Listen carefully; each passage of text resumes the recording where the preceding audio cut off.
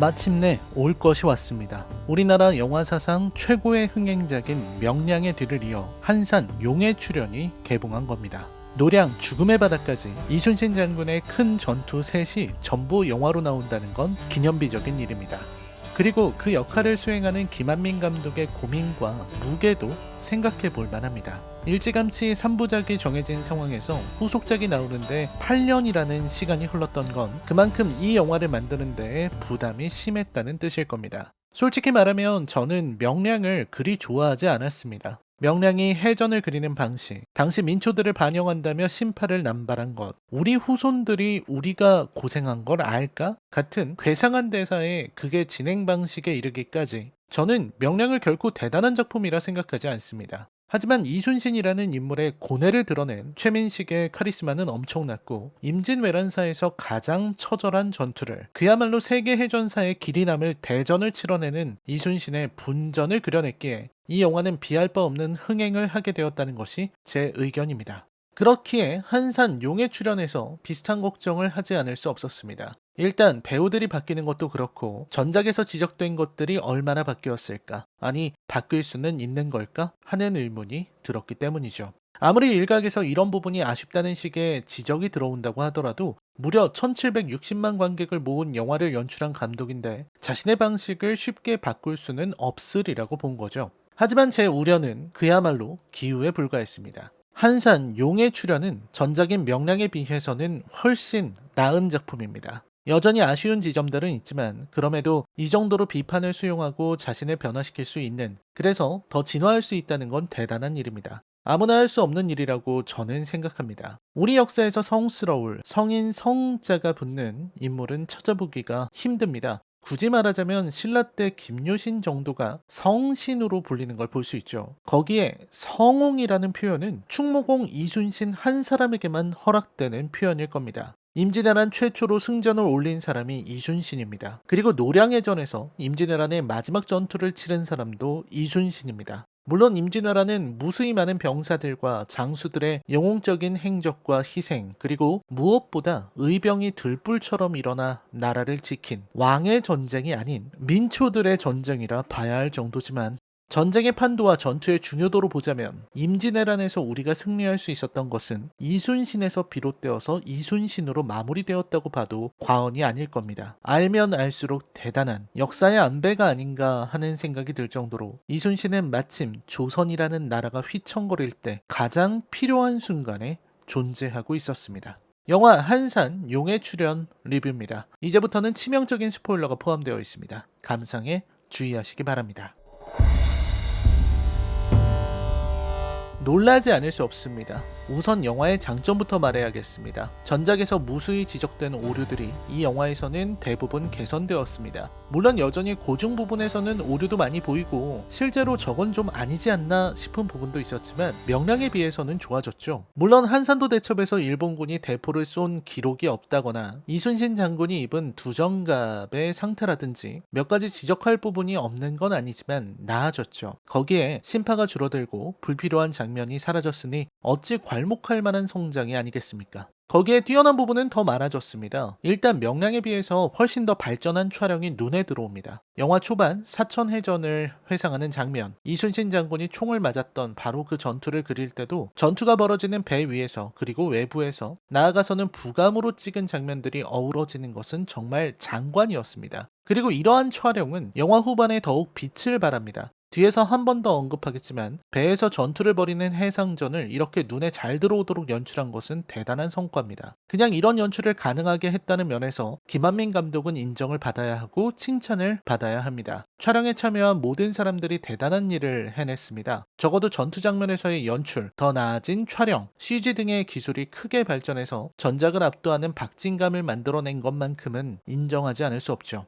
영화의 진행도 저는 큰 불만이 없었습니다. 한산도 대첩을 준비하는 이순신 장군과 국왕이 의주로 피신하는 황당한 사태를 대하면서도 흔들림 없이 적을 맞이하는 성웅의 모습이 잘 드러났다고 생각합니다. 다만 와키자카 야스하로의 묘사에 있어서는 조금 의문이 듭니다. 이 이야기를 좀 깊게 해보죠. 솔직히 말해서 한산도 대첩은 전작의 배경이었던 명량 대첩에 비하면 긴장감이 떨어집니다. 이건 어쩔 수 없는 일입니다. 일단 기반 자체가 다르거든요. 먼저 명량대첩부터 볼까요? 명량대첩이 시작하기 전 정유년 2월에 이순신 장군은 파직당합니다. 원균이라는 인간이 자기라면 가토를 잡을 수 있다는 식의 장계를 올렸고, 이에 선조는 이순신 장군이 싸우라는 자신의 명령을 듣지 않았다는 이유로 파직하고 압송하면서 그의 후임으로 원균을 올리는, 아마 역사상 최고의 바보 같은 짓거리를 저지르고 맙니다. 역사의 길이 남을 헛발질이라고 할까요?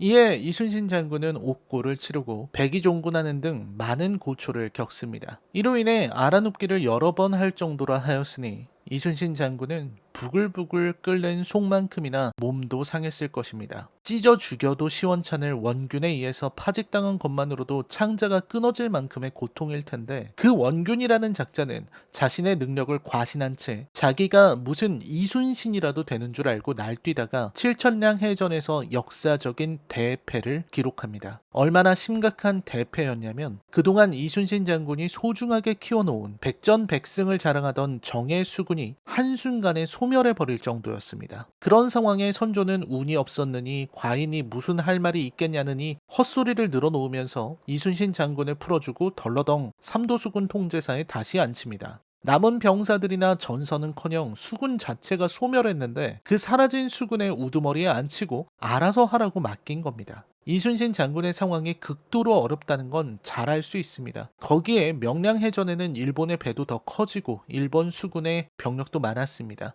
여기에서 이순신 장군은 그야말로 사즉생의 각오로 일전을 벌여 기적같은 승리를 이끄니 이게 명량해전입니다. 반면 한산도 대첩은 완벽한 승리에 가깝습니다. 이순신 장군은 임진왜란 발발 후 도도 다카토라가 이끄는 왜군과 격돌해 적선 27척을 함몰시키는 엄청난 전공을 세우는데, 이게 임진왜란의 조선군 첫 승전입니다. 이후 이순신 장군은 연전연승을 거듭합니다. 적진포와 합포에서도 싸워 이기고 2차 출정에서는 영화에서도 나온 사천해전에서 이겼고, 당포해전에서는 적선 21척을 아예 전멸시키고 지휘관마저 죽였습니다. 이후 당항포와 율포만에서도 승리하면서 일본군의 예봉을 철저하게 짓밟았습니다. 그리고 3차 출정 당시 이순신 장군의 상황은 미래에 있을 명량대첩과는 비교도 할 수 없을 정도로 좋은 상황이었습니다. 우선 전라우수사 이역기와 더불어 경상우수사 원균의 함대가 참가해 판옥선이 총 56척에 달할 정도였습니다. 명량에서 불과 12척의 배로 일본군 300여 척을 물리친 이순신 장군의 기량을 생각해보면 상당히 많은 전선을 지닌 셈입니다. 거기에 거듭된 승전으로 군사의 사기는 치솟았고, 이순신 장군이 직접 훈련시킨 수군의 위력도 칠천량 때 전멸해서 겨우 다시 모인 명량의 수군과는 비교가 되지 않았을 겁니다.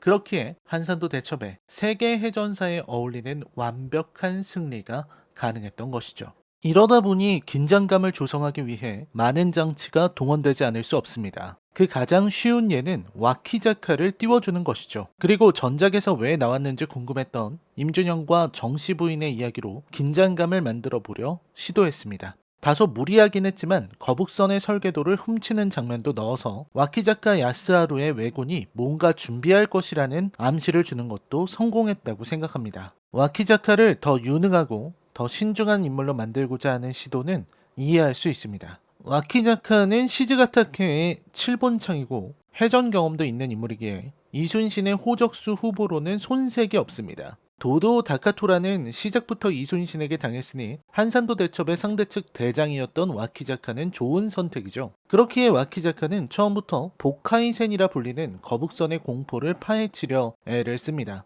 왜군 중에서도 아주 영리하고 신중한 장수가 있다는 건 틀림없는 위협입니다. 다만 그걸 위해서 좀 과하게 신경을 썼다는 생각도 듭니다. 와키자카를 강조하기 위해 다른 외장들을 낮춘 것이 아쉬운 거죠. 구키는 그렇다 치고 가토 요시아키는 나름 맹장에다가 같은 7본창인데 와키자카에게 당하고 철수하는 모습이 나오는 게 의문입니다. 아무리 앙골포 해전은 안 그릴 생각이라고 해도 이건 좀 과하지 않았나요? 거기에 와키자카의 서사를 너무 넣다 보니 와키자카의 대사와 등장 장면이 이순신보다 더 많습니다. 나중에 가면 막강한 이순신의 조선 수군에 대항하는 와키자카의 분전으로 보일 정도입니다. 그렇다고 와키자카가 두렵게 느껴지거나 왜군의 규모가 명량 때처럼 압도적으로 보이는 것도 아닙니다. 긴장감이 좀처럼 생기지가 않으니까 실제 한산도 대첩에서는 전혀 기록이 없는 왜군 대포도 차용해서 와키자카가 포를 쏘고 철갑선을 타고 계속해서 이순신 장군을 총으로 겨누는 장면을 노출하는 겁니다. 이 모든 게 다 위기를 만들기 위해서 벌이는 일이죠. 와키자카에게 많은 시간을 할애한 만큼 와키자카를 입체적으로 만든 것은 좋았습니다. 도요토미 히데요시로부터 명을 치라는 주문을 받을 정도로 신뢰받는 장수라는 것도 잘 드러났습니다. 배우들의 일본어 연기는 여전히 익숙하지 않은 듯 보였지만 작중 나오는 왜군 장수들의 복색은 인상적이었습니다. 실제 역사에 있었던 오징어 투구를 그대로 보여준 것도 저는 좋았습니다. 그 정도 고증은 신경 써야죠. 그리고 외성의 모습이라든지 방의 구조라든지 연애를 진행하는 모습들도 신경 쓴 티가 풀풀 나더군요. 하지만 준사에 서서부터 뭔가 이상하다는 인상을 줍니다. 우선 준사의 캐릭터가 영 이상해요. 제가 영화를 보다 놓친 건지는 모르겠는데 준사가 이순신을 저격했고 이후 고문을 당하다가 들이받는 부분까지는 그렇다 치는데 그 후에 나오는 준사의 내적 갈등이라든지 감옥에 갇힌 준사가 어떻게 혼자서 빠져나와 이순신과 독대할 수 있었는지에 대한 설명이 존재하지 않았습니다. 감옥에서 그냥 나올 수가 있는 건가요? 그리고 왜군 포로가 그것도 우당탕탕 큰 소리를 내며 불도 쏟아버리면서 지금 조선 수군의 사령관인 이순신을 독대할 수 있다는 게 저는 잘 이해가 되지 않습니다. 준사가 이순신에게 감복해서 항해가 되기로 마음먹는 장면에서도 설득력은 포기한 것처럼 보입니다. 묘사가 적었기 때문에 감동도 없습니다. 준사와 이순신이 나눈 의와 불의의 싸움이라는 주제의식도 흐릿하게 전달됩니다. 나라를 지키기 위해 분연히 떨쳐 일어나는 것이 의요, 헛된 야욕으로 침략 전쟁을 일으키는 것이 불의라는 건데 조금 더 자세히 보여줄 필요가 있었던 것 아닐까요? 다음은 해전입니다. 해전을 벌이는 장면은 다시 한번 말하지만 저는 좋았습니다. 역사에서 나온 그대로 이순신의 수군이 앞으로 전진하고 퇴각하기를 반복하다 적들을 유인하고 처음으로 달려나온 왜군의 배 3척이 파괴되는 것도 좋았습니다. 거기에 어영담이 물의 움직임을 파악하고 암초의 위치를 예상해서 회피 기동을 하는 장면은 아주 훌륭했습니다. 외선은 그대로 암초에 걸려버리죠. 해전의 상황에서 조선 수군의 편제, 통신 방식이 왜군과 차이가 나는 모습도 좋았습니다. 조선 수군이 지휘관의 지시를 전달하기 위해 연을 날리고 또 명량대와는 달리 지휘관이 있는 곳에 지붕을 덮어두는 것도 고증이 철저했습니다. 반면 왜군은 특유의 나팔과 북을 이용하고 커다란 부채와 진법의 형태가 그려진 깃발을 올려 통신하는 디테일이 좋았습니다. 발전한 촬영은 전황을 더 쉽게 파악할 수 있도록 도왔고 각자의 전술적인 선택과 그로 인한 결과가 한눈에 보이기 때문에 이러한 사극전쟁 영화에 익숙하지 않은 관객도 쉽게 이해할 수 있도록 잘 연출했습니다. 그리고 거북선의 등장 장면이죠. 어영담이 위기에 처했고 특히나 원균이 역시 무능하게도 트롤 행위를 하는 과정에서 갑작스레 등장한 돌격선의 위용은 대단했습니다. 거북선의 역할이 보통 적의 예봉을 꺾고 속도를 늦추기 위해서 적진을 헤집어 놓는다는 설을 적극 반영한 것이죠. 거북선의 등장으로 왜군의 진영은 엉망이 되고 자랑하던 어린지는 무너집니다.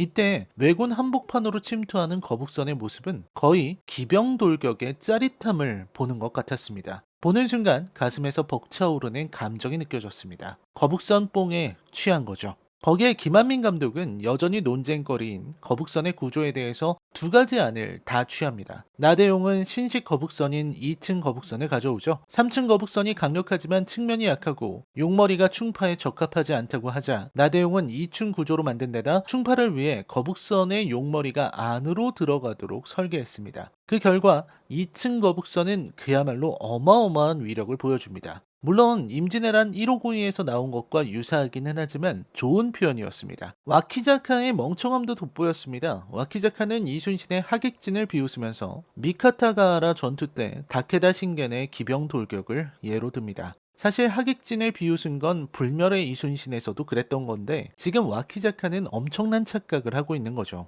도쿠가와의 하객진은 다케다의 기병의 위력을 파악하지 못했고 수적으로 압도적이지 않았고 기병과 근접전을 벌이면서 하객진을 펼치는 어리석은 행동이었습니다. 도쿠가와는 그야말로 짓밟혔고 도망치다가 말 위에서 대변을 지렸다고도 하죠. 당시 다케다 신게는 우에스기 정도를 제외하면 적수가 없는 최강자였습니다. 하지만 이순신은 다릅니다. 이순신은 지금 하객진을 바다에서 펼치려는 겁니다. 거기에 판옥선을 이용해서 배를 펼치고 포격을 가하고 다시 본체를 돌려서 재차 포격하는, 말만 들어도 엄청난 훈련량이 필요할 것 같은 저 일을 실제로 하려는 겁니다. 대단한 거죠. 거기에 바다 위에서는 변수가 엄청나서 말을 타고 대지를 달리는 것과는 비교도 할 수 없을 정도로 기동력에 제약을 받습니다. 그래서 저는 와키자카가 바보이거나 김한민 감독이 좀 과하게 와키자카를 멍청하게 만든 것 같습니다. 애초에 바다에서 어린진을 펼치는 게 무슨 의미가 있는 걸까요? 그리고 박해일의 발포하라 이후 전쟁은 끝납니다. 여기에서 엄청난 전투가 벌어질 거라고 기대한 관객들은 아쉬움을 토로하던데 사실 이건 어쩔 수가 없습니다. 우월한 화력을 갖춘 조선의 수군이 왜군을 하객진을 펼친 견내량으로 끌어온 순간에 게임은 끝난 거니까요. 역사가 이를 증명하고 있습니다. 그렇기에 영화도 이순신 장군의 전술적인 부분을 강조하고 있습니다. 하지만 저는 박해일의 이순신 연기에 대해서는 의문이 들었습니다. 물론 전통적인 이순신 연기를 할 필요는 없다고 생각합니다. 제가 생각하고 상상하는 이순신의 이미지와는 많이 다르지만 이순신에 대한 재해석은 필요할 수 있죠. 하지만 너무 깊은 내면 연기에만 집중한 나머지 이순신 장군이 시종일관 표정이라고는 없습니다. 거기에 감정을 너무나 깊게 숨겨서 큰 소리를 내는 법도 없고 기민하게 움직이는 법도 없습니다. 그러다 보니 저는 좀 답답하더라고요. 누가 물어봐도 잘 대답도 안 하고, 결정하라고 하면 가만히 바라보고, 주위에서 이렇게 하라고 하면 대답도 안 하고 침묵합니다. 박해일의 이순신에 비하면 최민식의 이순신은 과하게 감정적이라 느낄 정도로 절제하고 있어요. 거기에 중요한 순간에도 담담하게 출정하라, 발포하라 이렇게 말을 하니까 저는 로봇인가 했습니다. 무슨 이순신 장군이 이렇게 선비 같고 담담한가 하는 의문이 들었습니다. 하지만 가만히 생각해보면 박해일의 연기와 김한민의 이순신에 대한 표현은 어떤 의미에서는 기존의 이순신 캐릭터와는 달리 더욱 깊은 내면을 표현하려고 했던 것인지도 모르겠다는 생각이 들더군요. 제가 상상하는 이순신의 무서운 모습과는 전혀 다르지만 보기에 따라서 박해일의 이순신은 그 어떤 이순신보다도 침착하고 냉정한, 그러면서 마치 태산 같은 존재감을 보이는 인물로 비출 수 있겠다는 생각이 들었습니다. 그러면서 이순신 장군이 지닌 마치 문관가도 같은 모습까지 잘 드러났다는 생각이 듭니다. 이순신의 분량이 너무 적지만 이미 명량 때 풀어낸 이순신의 인물상을 계속 반복할 필요는 없었겠죠. 하지만 중간에 실수를 남발하는 수군에 대한 이순신의 너그러운 대응은 좀 의아했습니다. 이순신 장군이라면 목을 치고도 남을 일 아닌가요? 무시무시할 정도로 추상과도 같은 군법 집행으로 엄격한 군기를 유지했던 것이 이순신 조선 수군의 위력이고, 그래서 병사들은 이순신을 한없이 믿으면서도 두려워했던 거니까요. 그리고 나대용에게 너무 많은 역할을 준 게 저는 좀 의아하더군요. 영화의 표현이 애매해서 마치 원군이 오길 기다리면서 싸우는 반지의 제왕의 상황처럼 자신이 컨트롤할 수 없는 변수를 기대하는 것처럼 보였거든요. 이순신이 직접 언제 어느 순간에 돌진하라는 명령을 내린 것이 아니라 나대용이 배를 준비해서 이순신이 필요로 할 때 달려들었다는 인상입니다. 만약 그렇다면 이 부분은 의문이 듭니다. 이순신은 거북선을 배제하고 전략을 세웠는데 정작 거북선이 없으면 위험했을 거라는 건가요? 거북선이 없었으면 자칫 당했을 수도 있다는 것은 이순신의 완벽한 승리라고 하는 한산도 대첩이 마치 나대용이 제때 거북선을 건조하지 않았으면 졌을 전투, 더 나아가서는 이순신의 승리가 거북선 건조의 시기를 기다리지도 않은 채 요행이 얻은 것이라는 결론이 됩니다. 이순신은 도박하는 장수가 되고 이순신의 승리는 운이 작용한 것처럼 보일 수 있는 겁니다. 차라리 이순신은 그날 나대용이 만들 수 있으리라는 확신을 가졌고, 그래서 비장의 카드로 부하들에게까지 숨겼다는 식의 표현이 좋을 것 같습니다. 영화도 아마 이순신과 나대용의 비밀 작전으로 가져간 것 같은데 그 안에 변수를 담는 것은 긴장감은 만들어낼 수 있지만 이순신의 영웅적인 면모를 훼손시킬 수 있다고 생각합니다. 거기에 거북선이 몰래 나타난다는 것도 가만히 생각해보면 과한 설정이긴 합니다. 무슨 잠수함도 아니고 갑작스레 전선에 나타날 수는 없겠죠. 그냥 이순신의 전술에 의해 필요할 때 적진으로 돌격하는 돌격함으로서의 역할만 부각시켰어도 거북선에 전율할 만한 위력은 충분히 묘사되었을 겁니다. 앞에서도 말했듯 전투 장면 연출은 엄청났으니까요. 아쉬운 점은 많았습니다. 준사와 의병장이 나누는 작은 심판은 여전히 불필요했고, 굳이 나중에 술이나 먹자는 식의 플래그를 세우는 모습이라든지 한국 영화의 한계를 보여주는 감성적인 연출들이 제게는 아쉽게 다가왔습니다. 특히 정씨 부인과 임준영의 이야기는 영화에 충분히 녹아들지 못했다는 인상입니다. 마지막에 임준영이 살아서 정씨 앞에 나타났을 때는 아 맞다,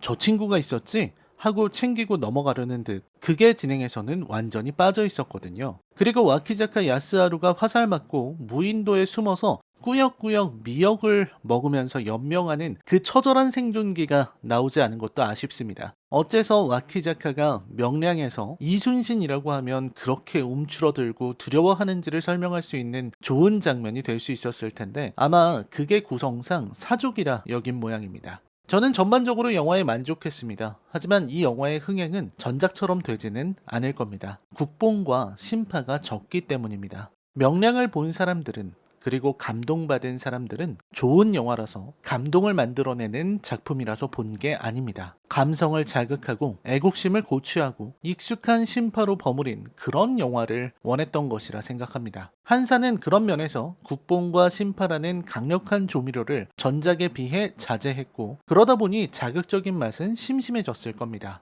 국뽕이나 신파를 굳이 영화에 넣는 이유는 영화를 만드는 사람들이 그걸 몰라서가 아니라 그게 장사가 되기 때문입니다. 그리고 그렇기에 우리는 더 비판적인 시각으로 그걸 바라봐야 한다고 생각합니다. 누가 뭐라고 해도 한산 용의 출연은 좋은 작품이었습니다. 저는 이러한 후반 전투 장면을 만들 수 있었던 김한민 감독이 대단했다고 생각합니다. 한산 용의 출연에 대한 제 평점은 10점 만점에 6점입니다. 이제 남은 작품은 노량, 죽음의 바다로군요. 어떻게 그 이야기를 풀어갈지 벌써부터 기대가 되고 또 걱정도 됩니다. 김한민 감독의 연출이 또 한 번 일취월장하는 모습을 보게 될 것 같아서 기대가 되지만 결국 노량해전의 그 아픈 결말을 그릴 때 감정적이지 않게 되는 건 쉽지 않은 일일 것 같거든요. 투자자들도 결국은 명량의 성공을 말하면서 심파를 요구할 것 같고요.